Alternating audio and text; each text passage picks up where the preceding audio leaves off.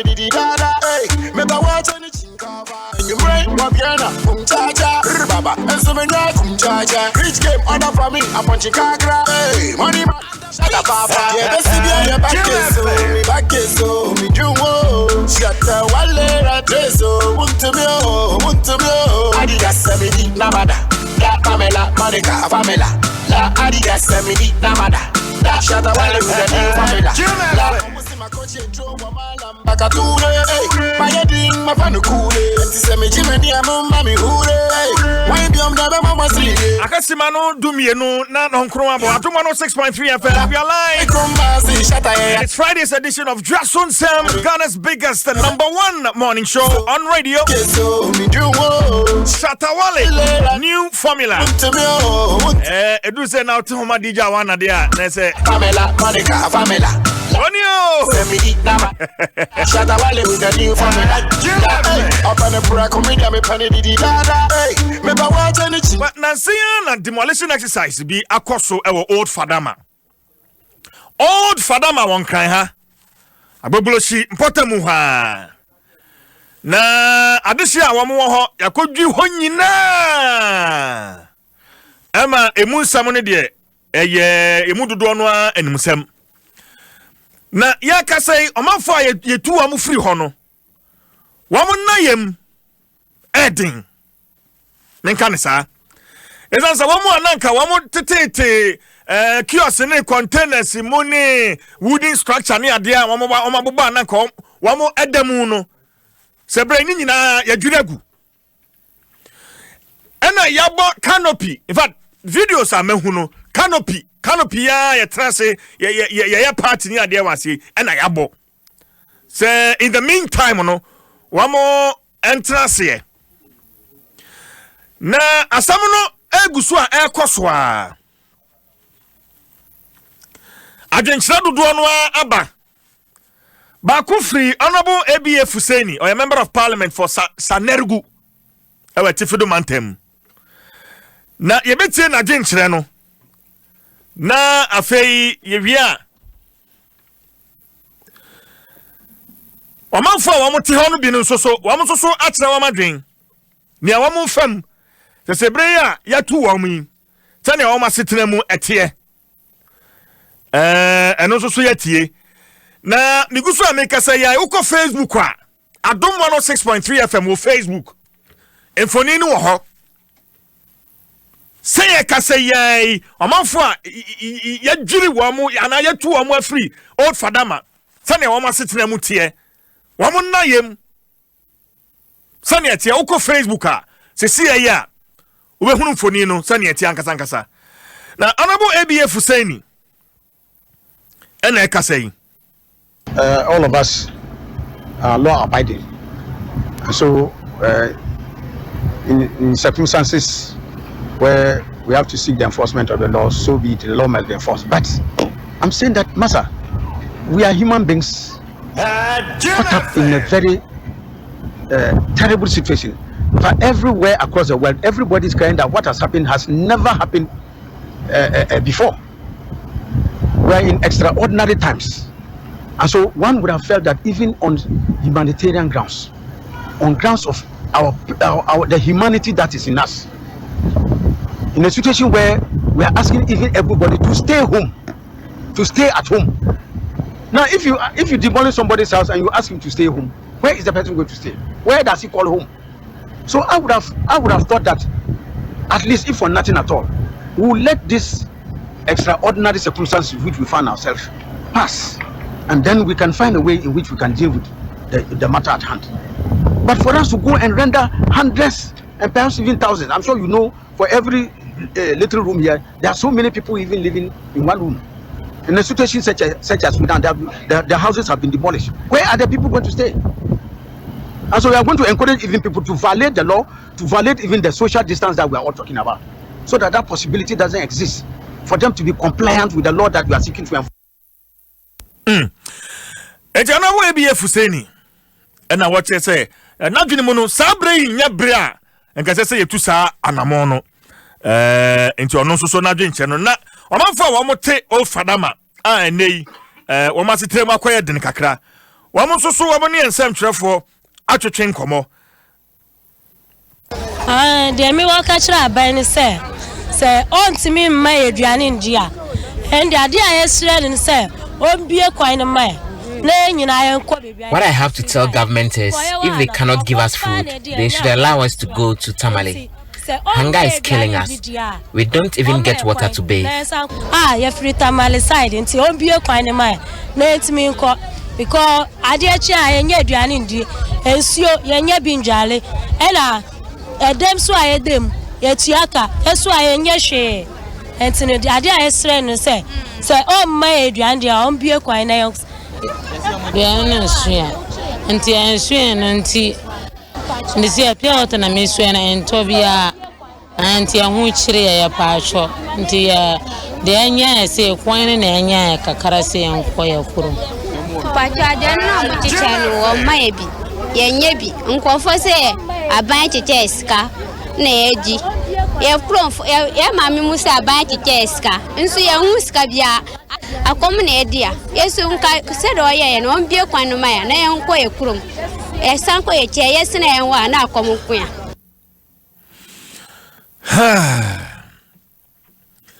Intomanfo binum ana wa mo chese ne aduro ne mu ayeden. Into metran kan ha na wa mo nya ba bi na de aban mo wo kwan na wo sanko wo mo nchi. Tantan penifo se kunturu hwan a na kira na ekọ. O se echi so nya wo da hwa na utafre. Miguso America se ukọ Facebook a videos no etwagu canopy a wo mo edase ene sene wo ma sitere mu ankasa etie.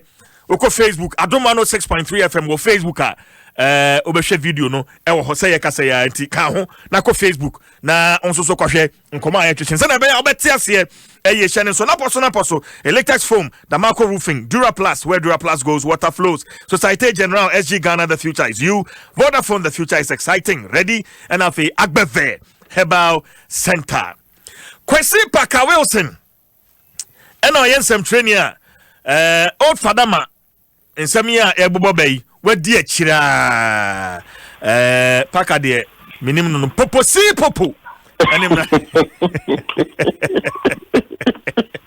CJ aye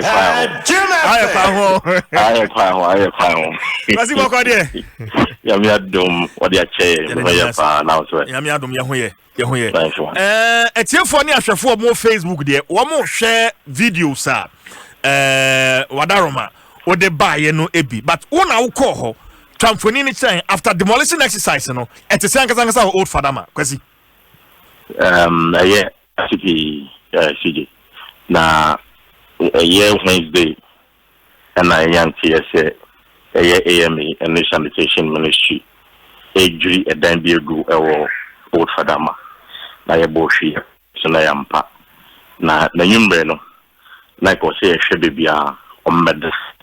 Na fortunately for me no minya meya no emam ne twetwe nkoma ne ka kyerem se o dia on the 10th e dia maam eno ntimi dom beda de nkenye problem ntenyumre no be 12 midnight ena Adom team ne multimedia team ka sa de yanko boshi ne nko hwe se bebi om de da no ehwe anase wonye na si James e di wona ya sesem kakra o hwe amamifua omawo omomba totofewa be 8 months 9 months 1 year old na omoda plywood so omoda mattress so na wawo hwe kole lagoon no baby wo ene baby na omoda na tuntum all over the place na sefem na we saw me say penny forecast on the 10th ebebre omo na kosisen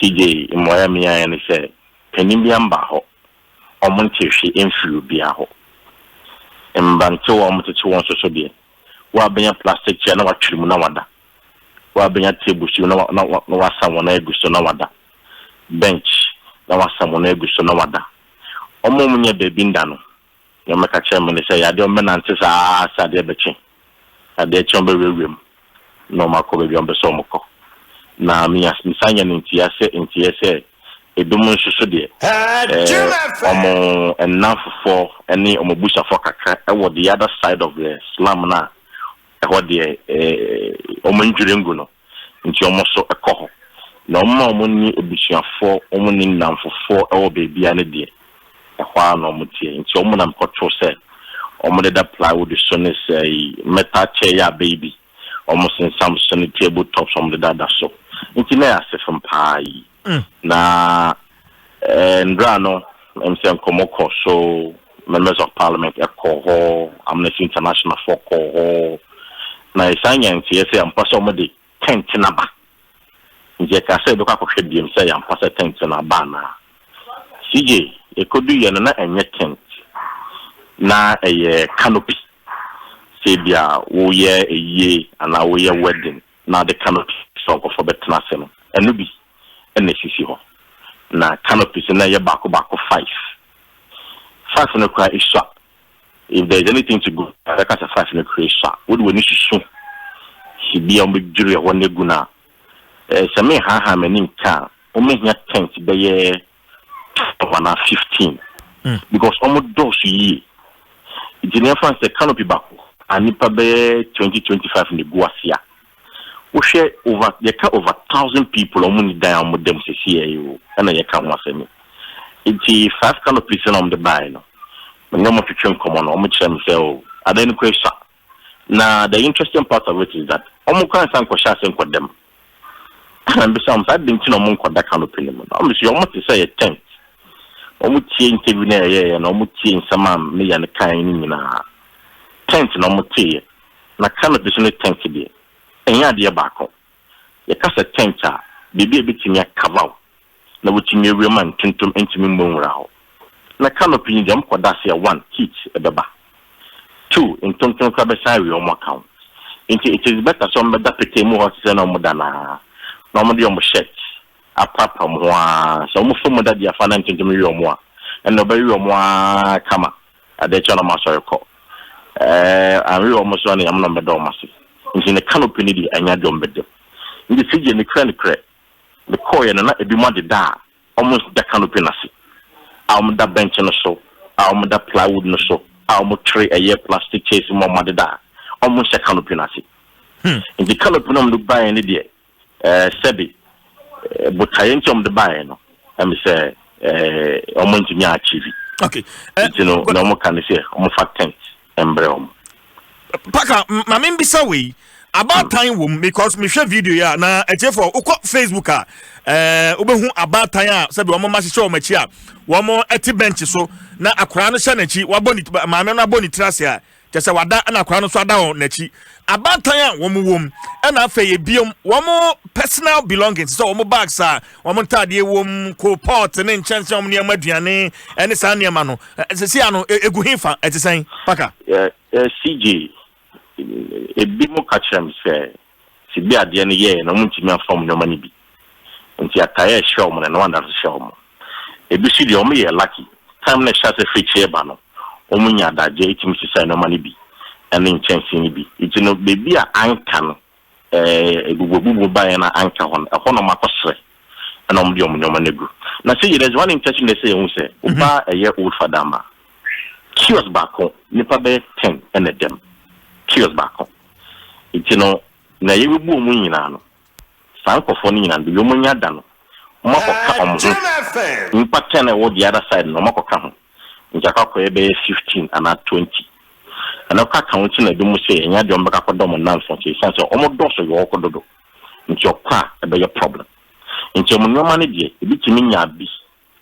Edicosi, Eddie Mam, now for some fine trade hammer. In Janapa or sorrow or Petemuha, not probably be a drive. Or bar, or Wakoshanata or demo, no some trouble thing, no namsa lockdown, or Muntiman Kobe Bia, Sinomon namsa to say, and at the Bessa, at the Sa, no Masako Prevention, no Madaso. Amujaru, Sabi, or Bipasa, or Janina, no Yan Huya, Miamiao, Amujaru, Baka, Bibia. A bullet in a duo or Marcelo, a bubu. But we call the other side now, a muchika crabby, a horse de duo. Now, say because of a way slamming, a yankophobia shada, a sea, a year at Diana, who could join with ya 1 city. uko bunsia depend on the bucket no na we chia 1 cedi opese said we ho yi a na akwa chia 1 cedi na akwa ye ho yi nti na sankofo ni bi e wo ho a omo hyehyehye mu a omo na ye bua mo se omo be gwae na omo tima ye omo ho yi nti no de enhye dan ye how ma omo na de biom dom ti beto no ho na ye problem e de ma ko Facebook se si Adom 106.3 FM e Facebook na kwhwe videos nkoma etwetwen ani foni apaka etwa kyerɛ ni videos ni nyina e Adom 106.3 FM e Facebook a odru hono ma obetimi ahwe paka nkoma ben na adihye yi womo no etwetwen ensembe na omka kyerɛ amachi na mehwɛ one of the videos and a guy no ka kyerɛ wo say he feels insulted say aban no ebedwiri baby a omoda no gu ye no wabɛbɔ canopy die bensa na nkofo no omka kyerɛ wo paka sije ne crack I'm say so when say chi enya kra wa na tafe na kiosk no mo dem at least anu dom no say bom ho ban kama sem kuntum mo kra na omtimi so mosquito kra na ke kom na canopy so dia baby say is an insult with an injury with the sort e kan injury no o pra mo kro Triadia on Bedasi. They were expecting Senya and being forecast on the tent at the Bromono. Nanka tent no mushe anymore. Now, so canopy and Yadia Bebwa Bia, I don't know. Saying Yadia on between my dasty crimes, someone dasty crimes, on my summer dinko. And now, it be lockdown abanitino. The Dona a kai for, the Dona a head porters, the Dona a track pushers. And I'm say, lockdown the woman you know omun ko be bia nya dwuma bia it's no sika crampo no ayedin bi mu se omo se bi kakra sanke be yanka ban em mpanifo omunye buses available and fama omo na nka kama be omo fi ba ye do na fi boga omo tena bus ni mu na omo fan ko boga pinfo bi wom and rakwana no omo bo pinfo bi wom say enche there within the week here and I said the next week here. Yamia Duma, Bobewo.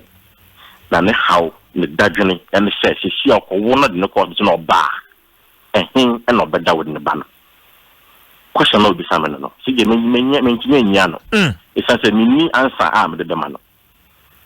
Say, she said the Dajin pa, say, Okonoko no bar, in the banner, one woman for front, and him and on the better.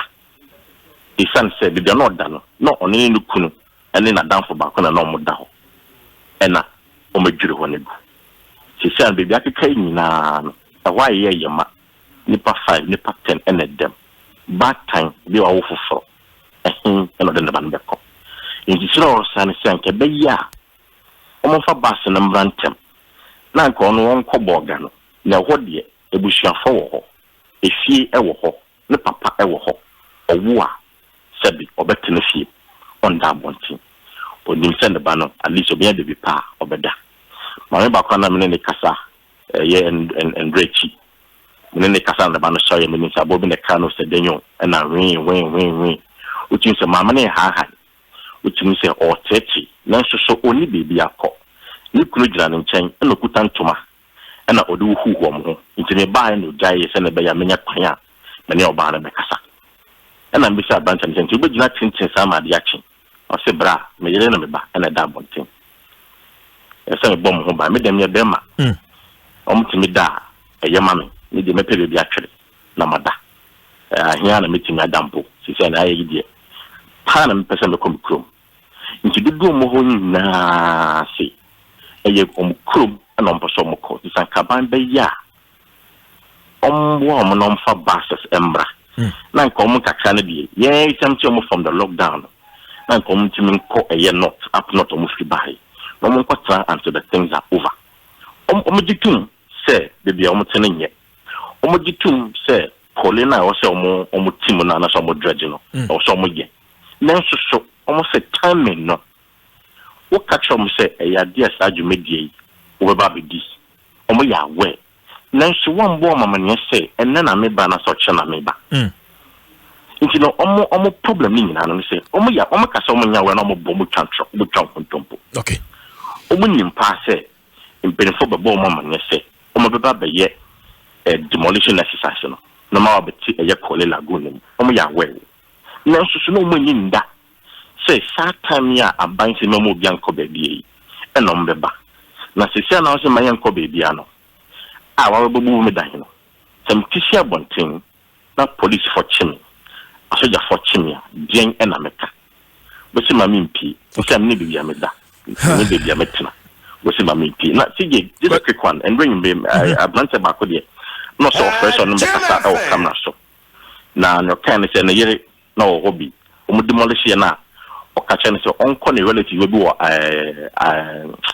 adenta o say na dwono pregnant woman no what came more kwa adenta no and a police for a stop on mo che no nti no o police for nsem na ye na onyem no o police for nsem oboa meboa minti me independently verified this nti me catch and say nde am ya duma me ban ho na me na kwa adenta wa kwa hwesam e ne kre say na ye na o ka no o police for nsem na ki a chire ma chire mpani for so o ka mo yiduro mo dan gu ye nti ka mo ma na kwanya o mo ma na kwa ma ni kofi okay nti bia no nti mo ha ni nyina no okay say me pieces here ya de chim wo so ka me ahye ha me bia me da ti de na me me sero fa me komi krom eno ano mo ka mo wasi ma menda wase na ya fancy ya eche bibia ne ebesa akasa bi Kwesi Parker Wilson wo Joy News na me no atwetwe enkoma we ya ho busan wie uko Facebook a videos no eguso a uko Facebook a betimi enya bi ahwe Amnesty International so e de o madwenkyere abasa demolition exercise ya akoso wo Old Fatherman ora Robert Akoto Amwafo ye director Amnesty International Uncle Bob no makwaba yeja mitia wetiefu nyina nso well madwenkyere release a edamanim hanumi mo madwene mu no mu se sa na mon ya na dwumadi e course Old Fatherman bro fakasem eye untimely and insensitive adaro machrem kakraman asema yake nyina ne se ye nyina ye nem emra ye wom a COVID-19 yare ye hwese bebo obi ahoban president in the nyansem aka say yen call lockdown which means that obi antene fee mo bi mp any sense nyina and no tini e ka say it is untimely and yet time ni say obi be decide say obi bubu obi dan ebra ya ka say obi antene fee ye ka say insensitive because Ocean Crawford, you bubu omo dan na omo very little options. Osha omo ye economic migrants and I say Crawford omo free omo chrome aba Accra some be yejuma into omo conditions any obia oti Accra ya wo no wa Accra and I say owo ejuma papa bi ye wa Accra no e different into say who approach it and ipakona there's a different approach to that even say nipa mienu pokra na bubu omo dan na and so show omo circumstances anytime a woman and sana why yes demolition no. Okay, but again, what's your report now? My report I know the manner. There were warnings before this demolition exercise. Honors also imagine home position or home anything. Did you say AMA for our protocol? You see every time on there. Announce say you be bubu dan you be no the processes are almost go through and you did say in come go through those processes now and kepepoa mo announce your man young no then na mo ye and na say open so obi free baby so a and say we make arrangement what I say and found tell back on one place first question na obi baby say obet na ho dada nyina no then na mo ye I think mama matena ho amama boku omawo leaders any bibia ansana mo didi samba be yom free ho wo yen yasem no say there are proactive ways you require yitimi faso yin nkofo free ho ansana do sa pempensui mo train e mani do sa pempensui ansana ma yasem be yom free ho so mo train e mani do sa pempensui so approach yasem mo use no different senka omo start some bana muhu say omo start abodom pem ne say na mu yomu free wa enka yenya issues bi say obi abetina ho enya ejapade ni papa ko ene ne kasa ye no o si weti abansoro e wo gota na no ho no me fu ehu wo hu yenye questions no enti say what you say BBC so now one take key action. Now we train many pakono starting the bra and one in ma any be a honor now person we need for honor approach no SSA international standards no SSA so baby you need for honor so make arrangement who you need for honor or the name call him who the name call baby now a temporal arrangement when now be making sure that over call baby as all call Sani me when you know see a share and sana ye use uncle for if it be on one. Okay, Rakotonti ne krakra no yanya dan what's the way forward? First, you know for ne kasa and almost you say one mama ye baby na yenda. You make a proposal, it is just a proposal. Say your baby to set trade fair or no man bit me a partition aman kofu we akwakoda. Apart from that, you know, so send your mom car and you can build tents. Go for we me Adom I'm making sure that it is comfortable call out and I say COVID-19 no affect you omanka so much a proposal say almost yen ka mo from coffee now you say yen to me mom coffee because yen say you be movie one group of people to another place COVID-19 e wo nti ye first president and in nkofo nyina ne say one mumpe baby papa e man kofo we inda afin so yeko yenim no government agency and institution bia obetake action bia no ehwe say ye wo COVID-19 rem nti me take decision say me say decision me taking ebekwa instructions are president ama about lockdown and in for Robert akoto mame na waseni offense ya mame na waseni offense ya Robert Akoto director Amnesty International and amene no atwetwe enkomo na Adom 106.3 FM Simano edunum na abapa no nkono eho me won koma twetwe e studio ha enchebia me de ebraba hye nso se enesa obenum nsu a awake purified drinking water and I come for the amount super eboa emo apomoden pa na ne anika wo mu se no ma awake a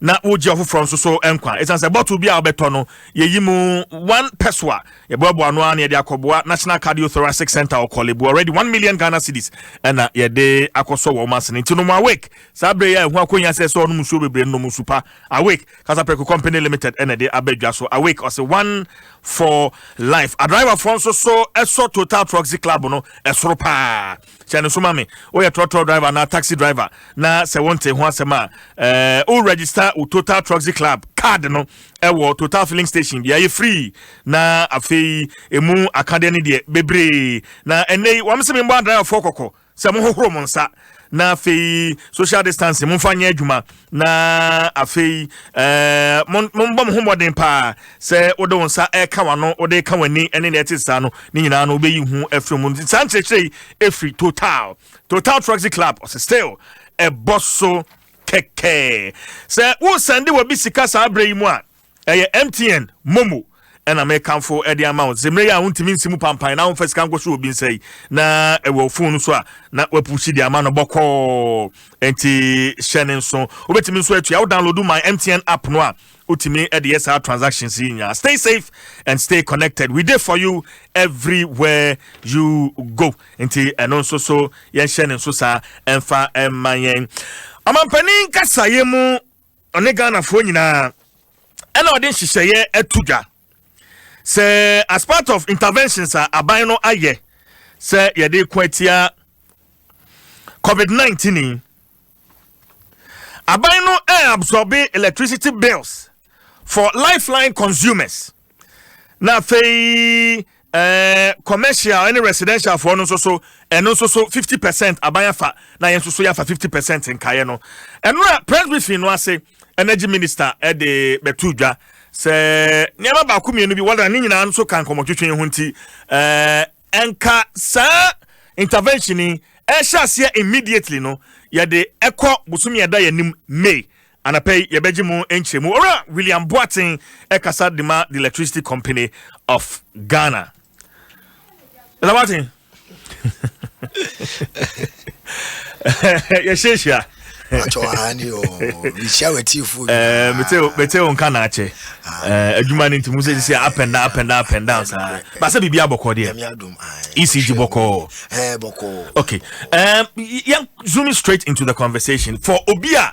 Nanka all share nimu say o mampani kan sana monto ifa electricity bills ho no ano enka nanu si ya nanka ye sha said ye didwuma no ene sisi ankyeremu a aba say ye be sha se me adentia yo me da say o mampani ekasa no na all my instructions na yesi nti bileli na ye see effective date no April 9th April no kasa nti month no April no adwuma ne yaye na oye say nwuma no esanse machines na all the information ni gumu ni nyina na ye adwuma no na ye calculation ni ade man no ubehu ehun sunsanso no ewo memu sa na ye nti so far ye customers bit say post speed wa ye di meter na bobo mu fie no na ye be video mu meter ansa na ye di bill na bre no the following month say o ni bill ni onje no sa microphone nyina no aban kan ne yaye nti no ya start here machines no ya touch omo and I say ne kan ya bobo hyehyɛ mu ne friend calibration mo so mo ye bi e wo ho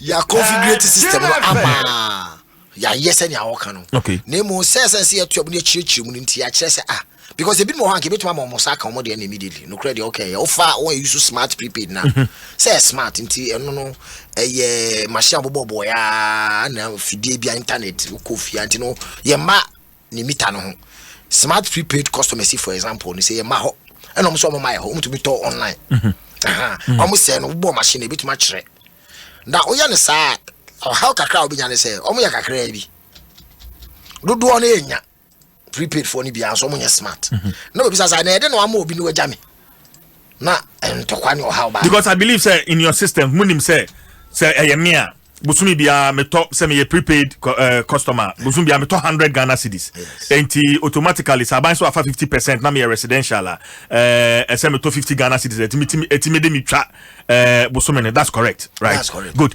enti munim ne sa no dem bi o na say moye kanya no say rolling out na there be enya simple sa okay enya simple say o consumption de bia na enya pepepe obi wa de bi say obi wa oto 100 Ghana de bo no use below 100 Ghana de bo no twa 100 Ghana ho kakra ko sika na deposit enti enye fixed say de bia no me use e bia 100 units pepepe enye sa nete okay obi ko okọ nanim de bo no aba na chi de bo na tene free bebre no ko liver de bo no tukwan ko trek nti bo say flatwity but udu sika na ko gum no machine na run no units ma o consumption for the month no e na yinim bo so bi wa busum tumi wura afufuru ye kome obo betumi first me boba on buy ECG ho so ba beto ana on koto vendor ho e betumi akwa akodu middle of the month na on to e bi so to beginning of the month na me no kwa koto yes e bi asa sa no no to ne de ntu say edu time so koto gusu sa de tie nia o man panyine kan ne say yanko fa match as the benchmark na yen fa ma relief no e ma amanfo nyina obia eti me ma example chemu mienu kire yen say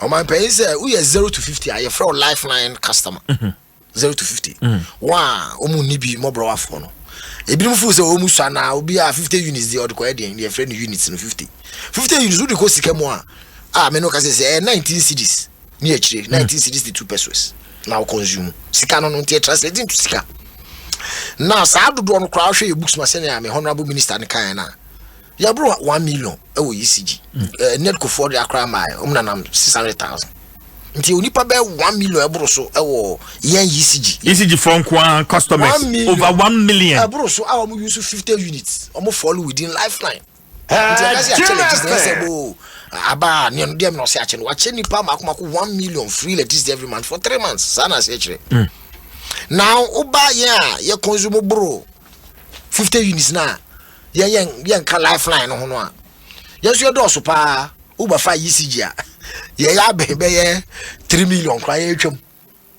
ye ya be 3 million ye na be 2.8 to 3 million sa akrofo ni nyina no mudi ye adwuma uba fa mo company e wa he ya from multimedia for example mo consumption mo consume match no o si ye ko ye nim no for the month of April, May, and June. Yen chemufa no wafasa aka fa no. Na yen fa mamo as a credit.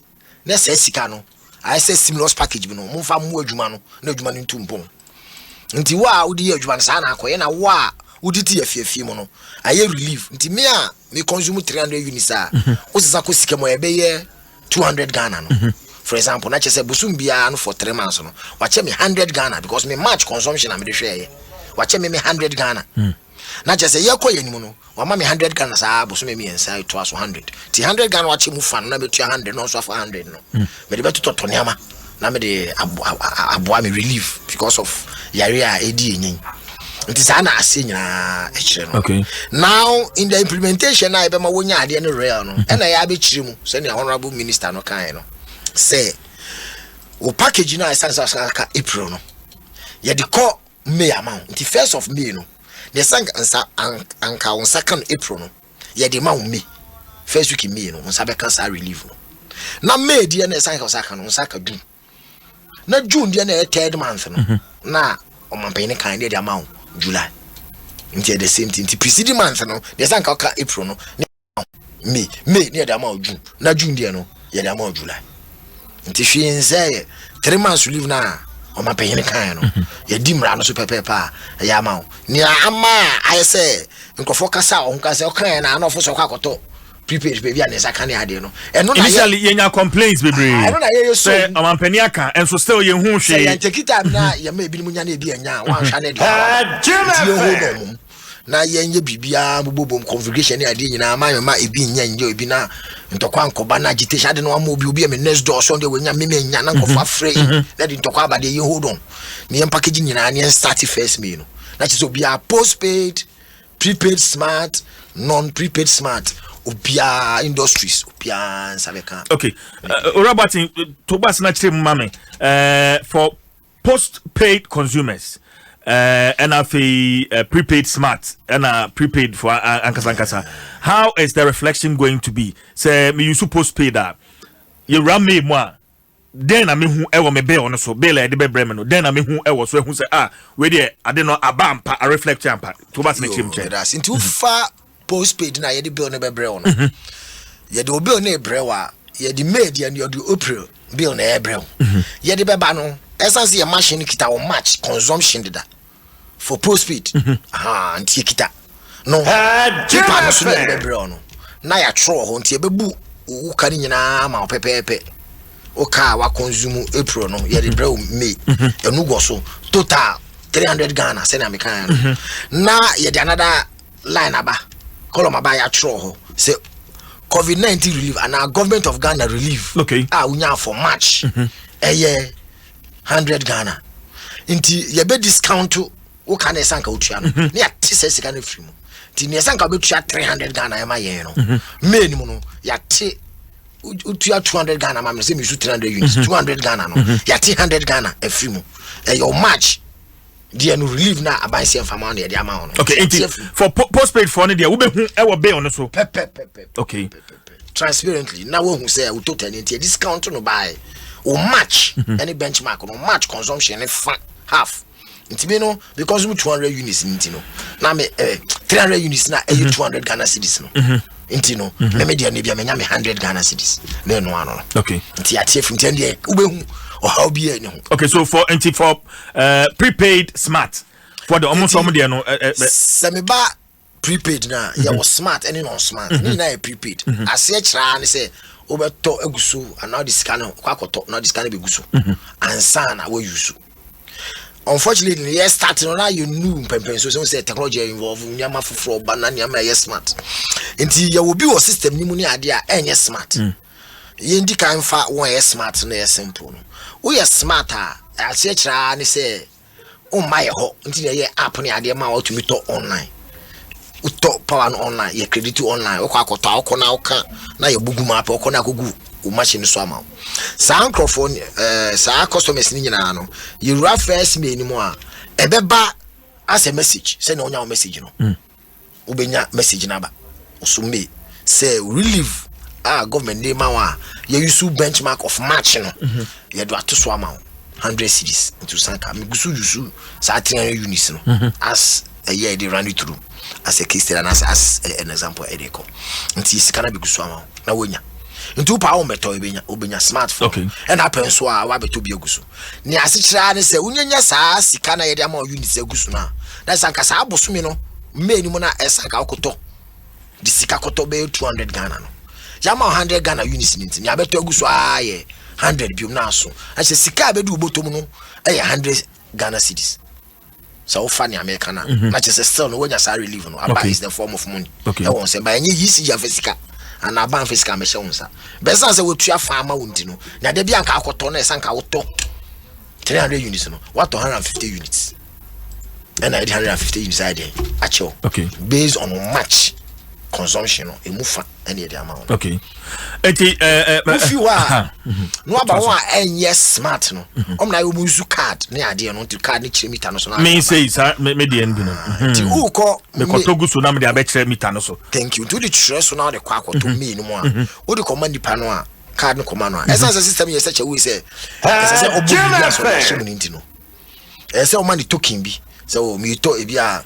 me to 50 cedis 50 cedis me to 100 cedis keke takre bi token 5 cedis na fato so ma me onya de bohye ma na o print buy no machine be ye sa calculation no onya de ma onim numbers no odi hye mu wi na this receipt na ba obe print receipt be ma no obo se ni auto no se 5 cedis na auto na wa kire unit onya 5 cedis no na afi relieve no de no so or de ato ama so what's ato ana buy a chew and be my clear into this relief government relief and na COVID-19 relief no na dash aba na chisika na begu was 100 Ghana as when 100 Ghana plus na auto kan okay e kira o se de be ko akusita ma ba be top kakra nti be top kakra na wa me top kra na de yewia na chese sika no a aban be so de ma wono wenya because when you say sika no abe ye odia because when you additional 100 Ghana chese na ba be togun bi no so you use 200 Ghana cedis what 100 na such 100 when you 200 20 sika na be relief number okay the sanu bia de no ye be nti nyuma kese ti se mu se a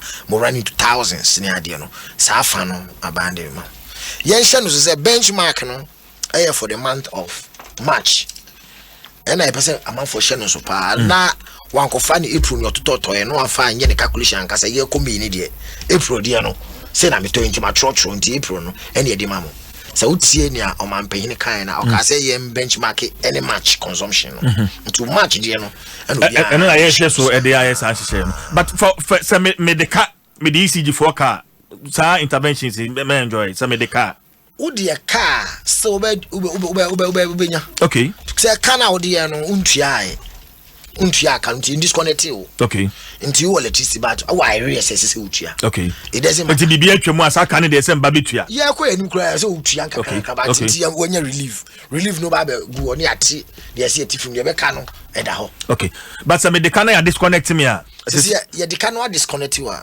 nanka ye nya akora nka ye reconnect because we tua o ka no wonya good customer we customer bi ese ye no ye gba so hard ugu company no hard ni but o ma pay His Excellency and the sector minister honorable say nipa ne metua ne ka no otua wie na ye reconnect ma ne wie a na fe ye nhwe ne consumption for March no e bia na March no kra ne bia no off kra ye nko yechi na ye nhwe ne average consumption for the month na ye mfa ma no half relief into the ECG car nyame nchaade honorable minister ne mpemfo ne president akabiama o si betua o card no na ye connect na ye work in your relief no maybe for the next 3 months okay no dey asem papa ora William Boati menya na hey ma me be phone lines na me fa calls kakra bi obi